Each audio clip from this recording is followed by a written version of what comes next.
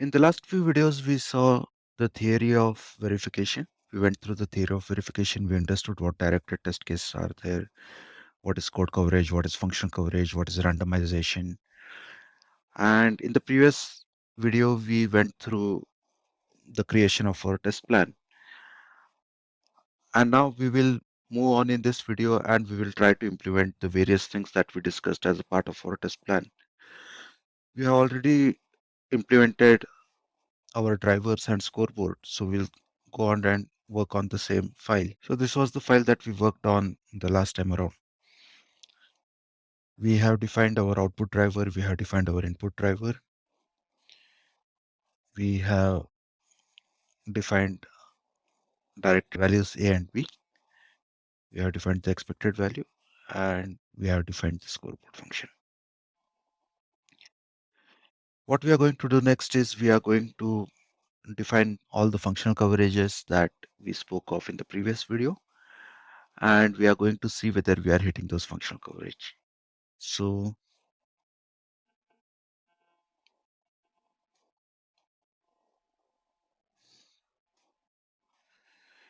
from Cocotb coverage, we are importing three things: cross coverage, cover points, and coverage DB.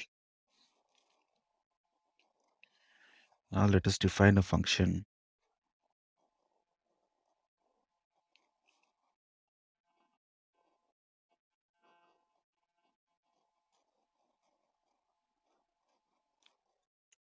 So this is a dummy function. All that it is doing, it is taking inputs A and B, doing nothing. And now on this function, we are going to define our cover point. Cover point is a decorator. And we are giving this a hierarchical name. So this will be top.a. And then a transfer function. So we are having two inputs A and B. So let us say x comma y. And we want the value of x. The bins are 0 and 1. And let us keep the label the same 0 and 1. So we are not defining the labels. Then we'll have the same thing for B. So top.b. And we want the second parameter here, y. So that takes care of our cover points. Next is cross. So top.cross.ab. And what we want to cross is top.a with top.b. So this defines my cover points for A, cover point for B, and the cross coverage between A and B. And this is something which needs to be invoked at this point in this for loop. We are saying A, B cover.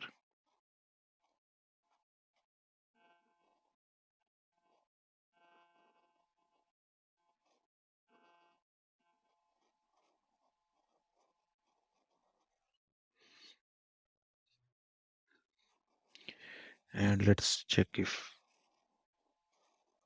our code is working.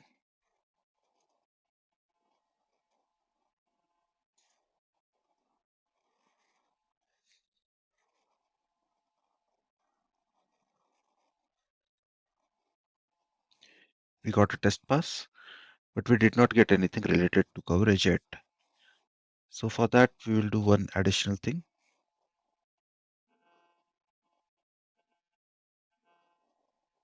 We will dump out the coverage DB. So the syntax for coverage DB is coverage DB has a report coverage function, which takes in some function which is used to print out the log values.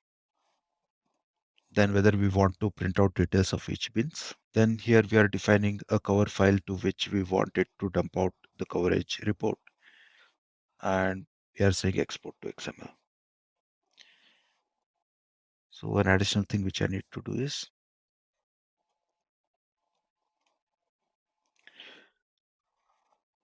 so typically what we do is we might have a few tens or hundreds of test cases, and we will have coverage for each one of those test cases.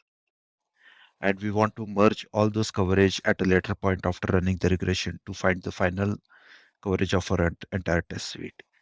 Hence, for each file, we are printing out the coverage data in some coverage.xml file. And later on, we'll be reading in all those XML file and creating a consolidated coverage file. So with this, if I run make,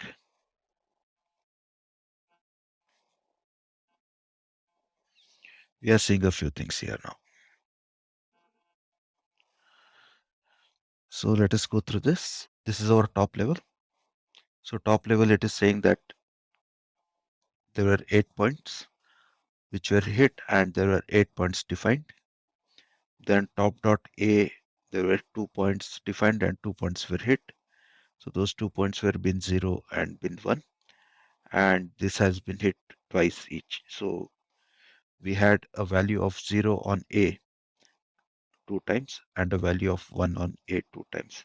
So if you remember, we gave a value of 0, 0, 0, 1, 1, 0, and 1, 1 as our input to this DUT. So if this was A, then we have 2 cases where A was 0 and 2 cases where A was 1. And that is what is being reported over here. It is 0 twice and 1 twice. Similarly for B, we have 0 twice and 1 twice. And then we have cross coverage between A and B, where it says 0, 0, 0, 1, 1, 0, 1, 1. So all 4 cases have been hit once. So on this side, we got good code coverage. The next item for us would be the protocol level coverage. So let's get started with that. So what we are going to do is we will define a monitor over here.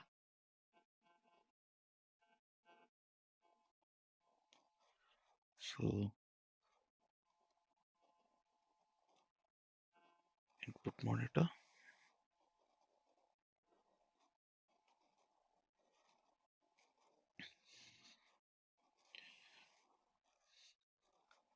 And then on the signals, we'll have the same set of signals which we had on the input driver. And this is a monitor which can be used for both input and output. So let us call it output monitor, or rather an IO monitor. So these are our signals. Now, when we are defining a bus monitor, what is required is definition of a function called monitor receive. And inside monitor receive, what is required is calling self.receive if we want to call any of the callbacks which are associated with this monitor. This is the basic template of our monitor code.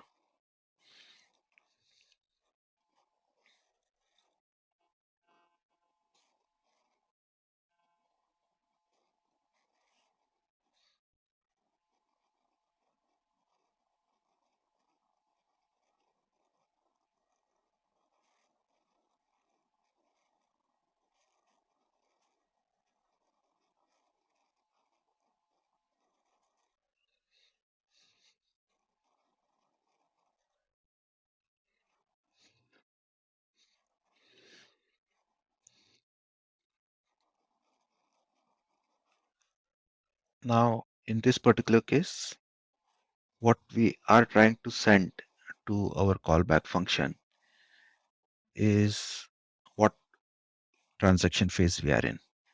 And we also want to keep track of what the previous phase was and what the current phase is. So our phases are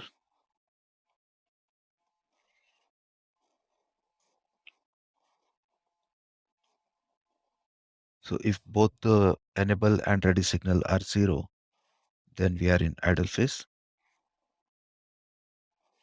If it is 1, then we are in ready phase. If it is 3, we are in transaction phase. So these are our 3 phases, 0, 1, and 3. A value of 2, that is enable being 1 and ready being 0, is not a valid case, so we are not covering it over here. And now what we do is we are defining our transaction as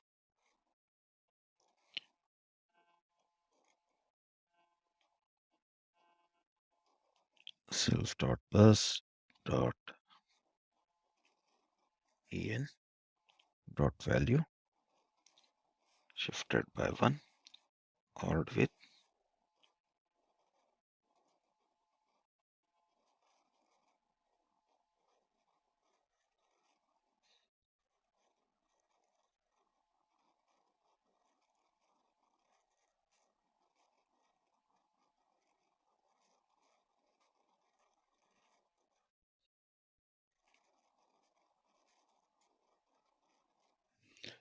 So this is our transaction, and what we are sending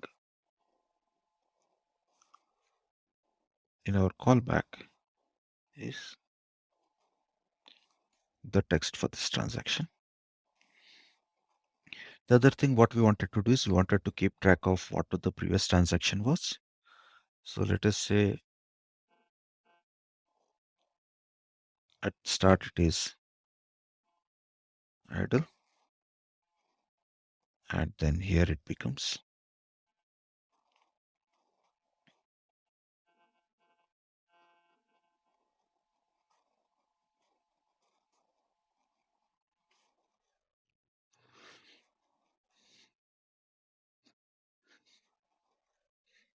and this self.receive it takes just one parameter. So we will pass both of them as a data structure.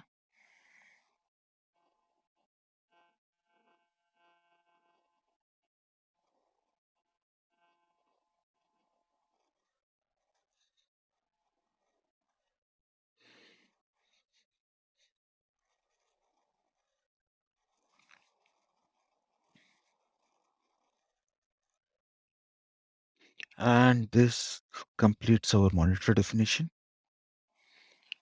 So let us put monitor on one of our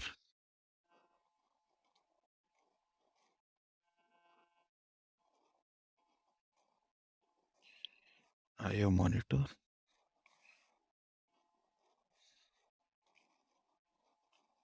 And define a callback.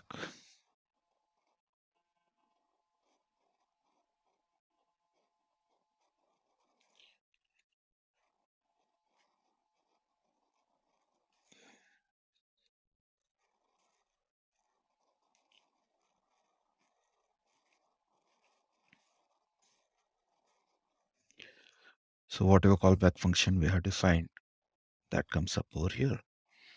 And on this, we will define our core points.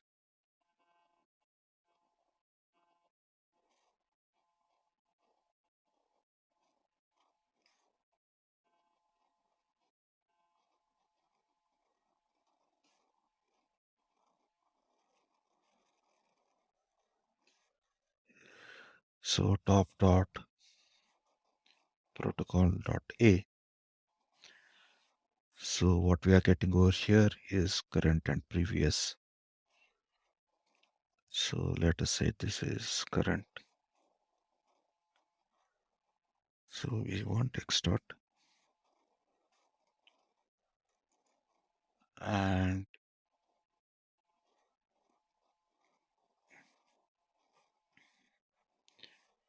the bins that we want are idle, ready, and txn. Is this correct? Okay.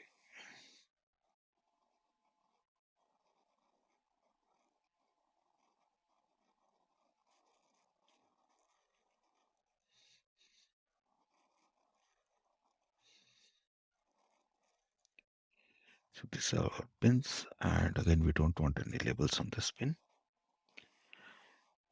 Then we define the same thing.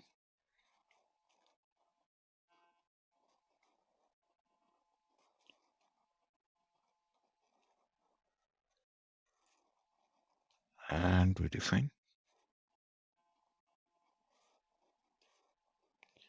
cross coverage, and we want to cross between previous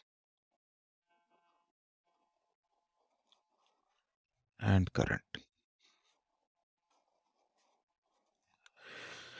So with this, we have defined our cross coverage for A, and let us see what the report comes out to be. So till now we were getting 100% coverage, that is we had defined 8 points and we covered all 8 points. With this, we got an error saying top cross top dot a dot previous has no attribute log. So we made a mistake over here. So it should be top dot protocol dot a dot current and top dot protocol dot a dot previous. Our test case is passing now.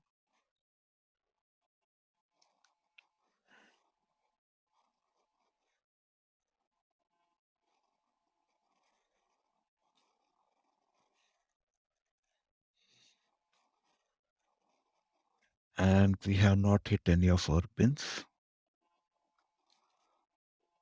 Let us find out why. Pins idle ready transaction.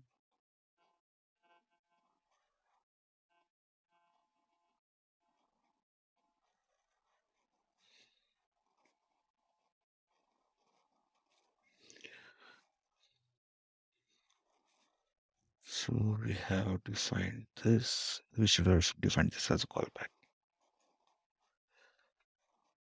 So if I say callback equals to this,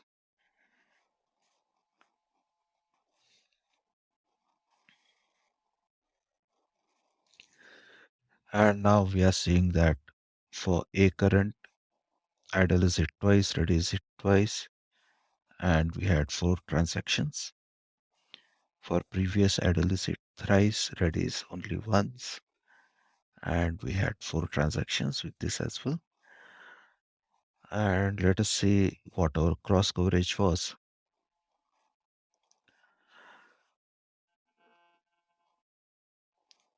So this is the place where we are measuring cross coverage. So it is saying we have hit only 5 points, whereas 9 points were defined. So what is not being covered? What is not being covered is the case where we had the design in an idle state and remaining in idle state. That is design enable and ready being low for 2 cycles. Idle to ready is covered. So let us say this was ready, this was enable. So we have this case which is covered. We have a case where we are doing an idle to direct transaction. So that is covered. Ready to idle is not covered, which is not a valid case. It being in ready for more than 1 cycles without the enable asserted. So this is covered. A transition from ready to TXN is not covered. This is something which needs to be covered. From transaction to idle is covered twice, and transition from transaction to transaction is covered twice. Transaction to ready is not being covered. So there are 2 cases which need to be covered, but which are not being covered by our test plan. When we wrote out our Python code in the previous video, we would have assumed that since we were covering all 4 cases of 000111011, we have fully verified our design of an OR gate. But now when we look at our process, we figure out that there are a few things that we have not covered. So in order to do that, we will have to go back. We will either have to write a few new test cases, or we will have to modify our test cases to ensure that we are covering these bins as well. So what I will do over here is I will go ahead and I will modify the existing test case. So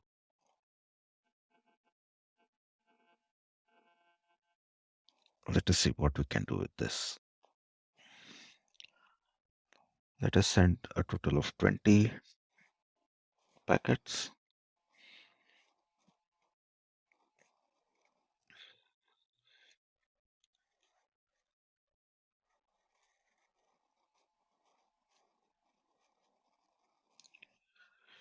Zero comma 1.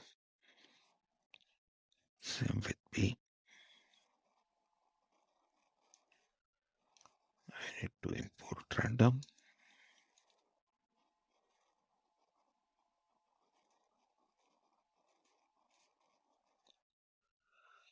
So now I'm randomly generating A and B, appending it to the driver, and my expected values. So this goes away. Here my expected value is going to be an empty list,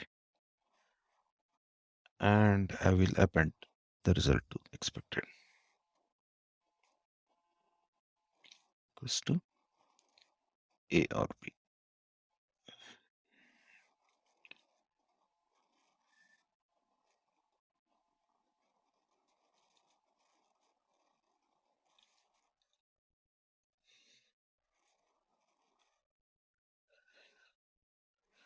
And coverage A and B.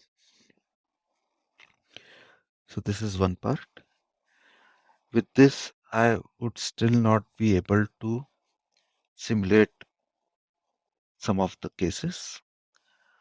So what I need to do is over here in the input driver,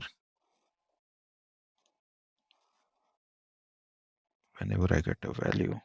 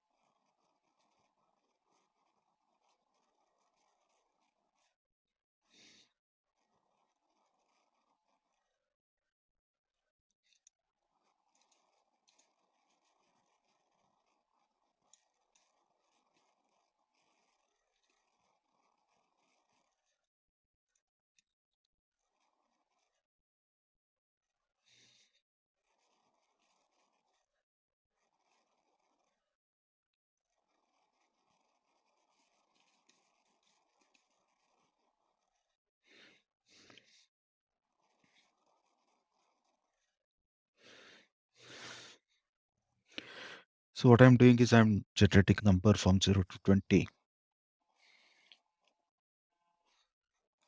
And for those many cycles, I am awaiting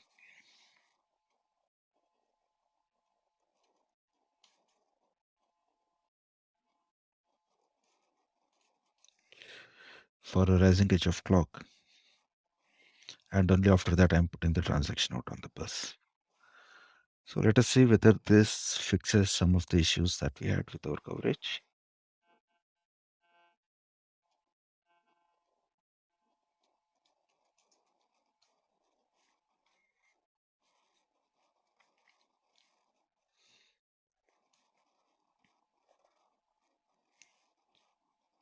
So this is being hit multiple times. This is being hit multiple times. Am I hitting my crosses?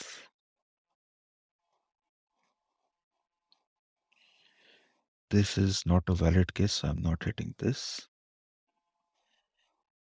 Idle to idle transaction, I'm not hitting.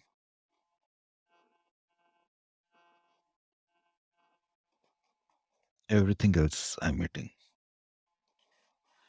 So I'm hitting almost all the cases except for the very first case. And that might be because I don't have a case where I have back-to-back transactions resulting in the ready going low.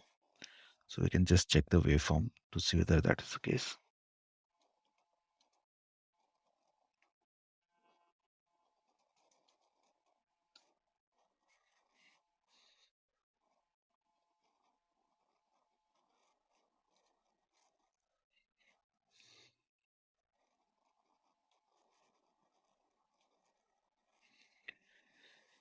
So we have A ready going high.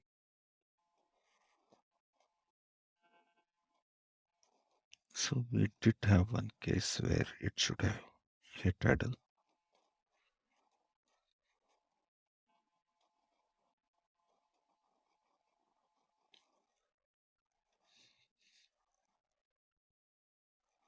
But then on the Y side, the data was pulled out. So it did not stay in this state for more than one cycle. So the next step would be to do the same thing on the Y side and see whether that helps us in meeting our goal.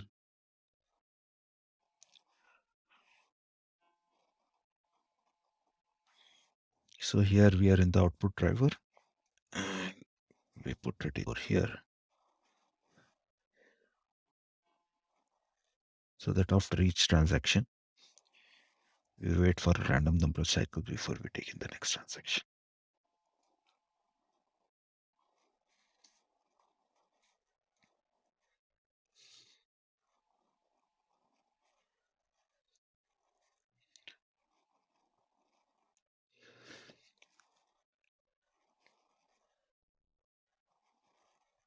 And with this change now, we have hit all our pins except for the pin that we know we are not going to hit. And my coverage at this point is coming to 22 out of 23. So one thing which I can do is I can provide a waiver for this case so that I get 100% coverage.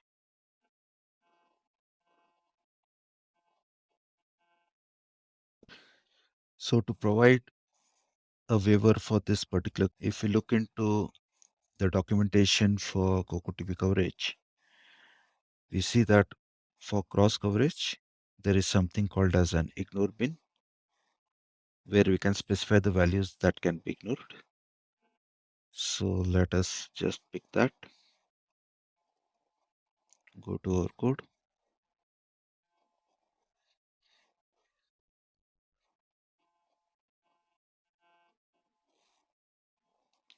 And after items, define ignore bins, which has two elements, where previous is ready and current is idle. So we want to ignore this bin as for our cross coverage.